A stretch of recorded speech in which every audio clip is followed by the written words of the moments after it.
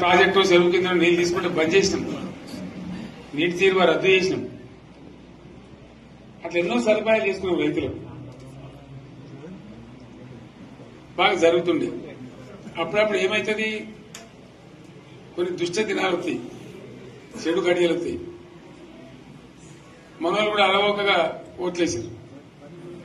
మీరు గొప్పలో మీరు మాణిక్యరావు గెలిపించారు. కొన్ని నియోజకవర్గాలలో అత్యాశకు పోయి నేను చెప్పినప్పుడు అప్పుడు మంది మాటలు పట్టుకొని మారమానం పోతే మళ్ళీ వరకు ఇల్లు కాలిపోతారు. వీళ్ళని నమ్మితే అమాంతం మింగుతారు, మోసపోతాం. రైతు బంధుకు రామరామ అంటారు, దళిత బంధుకు జైబీం అంటారు. వీళ్ళు ముంచుతారా నాయన చెప్పిన ఆయన వాడు తులం బంగారం ఇస్తా, నీకు బంగారం వడ్డానం పెడతాను కానీ ఆయన నమ్మి ఏమో మీ సంగతితో చూద్దామని ఆయన వేశారు. వేసింది ఇరుకపోయారు, బాయిలో పడ్డారు, అయిపోయి ఉన్నాయి అన్ని వీకే. మళ్ళా మొదటికి వచ్చానా కైలాసం ఆడలో పెద్ద పంపించినట్టు అయింది. మళ్ళీ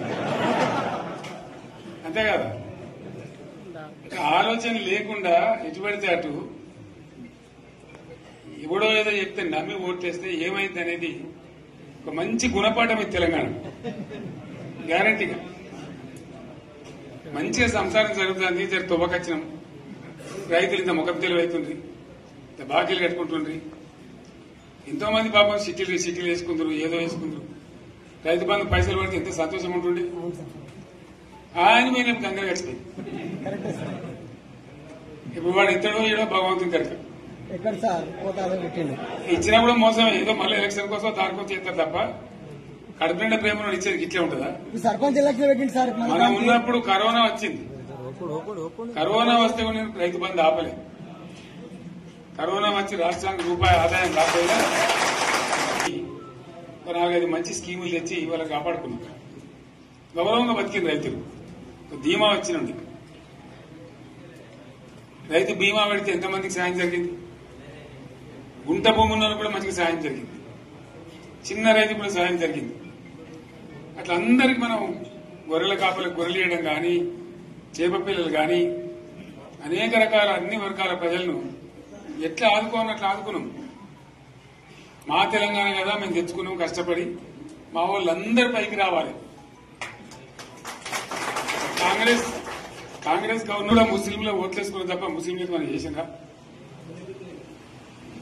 ఇమాం మౌజాలకి మన జీతం ఇచ్చిందా?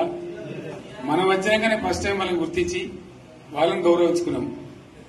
ముస్లిం మైనార్టీ పిల్లలకు, మన గిరిజన పిల్లలకు, మన ఎస్సీ పిల్లలకు, మన బీసీ పిల్లలకు ఎంత మంచి రెసిడెన్షియల్ స్కూల్ పెట్టుకున్నాం. అందరినీ కూడా ముందు తీసుకుపోవాలి.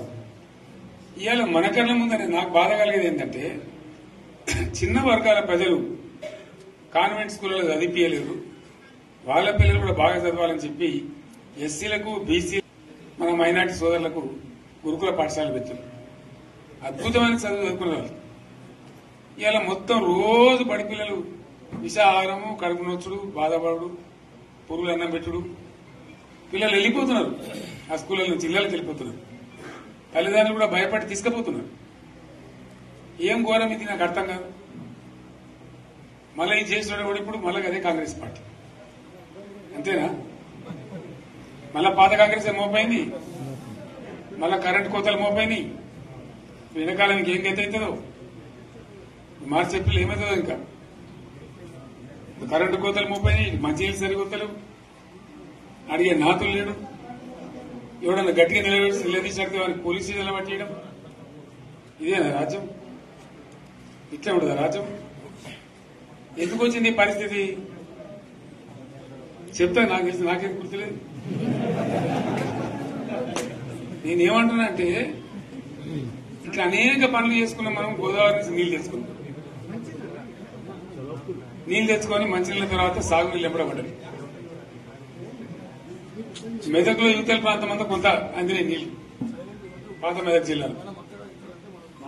నీటికి మిగిలిపోయినాయి మన 2 తాలూకాలు, నారాయణఖేడ్, జైరాబాద్. వాళ్ళకి నీళ్లు కావాలి. ఎట్లా రావాలి గోదావరి నీళ్లు? సింగూరు ఓ టైంలో నిండుతుంది, ఓ టైంలో నిండదు. మరి నిండినప్పుడు ఎట్లా? గోదావరి నీళ్ళే దిక్కు